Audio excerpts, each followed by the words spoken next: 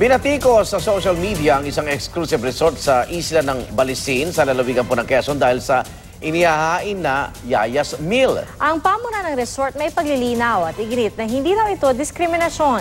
Saksi si Mariza Mali. Sikat na destinasyon hindi lang ng mga gustong magbakasyon, pati nga dalawang celebrity wedding muntik magsabay sa isla ng Balisin. Pero ngayon, ang exclusive island sa Quezon naiipit sa kontrobersya dahil sa pag-aalok umano ng Yayas Meal.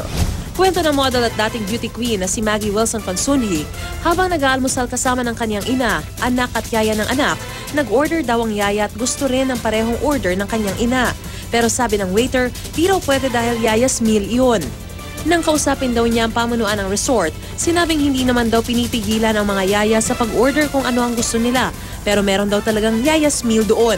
Offensive o hindi nagustuhan ni Maggie ang pagkakaroon ng Yayas Meal sa resort na sinang-ayunan ng ilang netizens.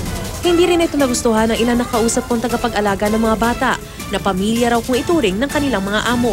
Pag ako po yung nasa sitwasyon, masasaktan din po ako. Kasi tao rin po kami, pantay-pantay lang dapat po yung tingin ng tao. Masasaktan din naman po kasi tao din ako. Kahit yaya, pwede ko rin naman pong kainin kung ano yung dapat na kinakain nila.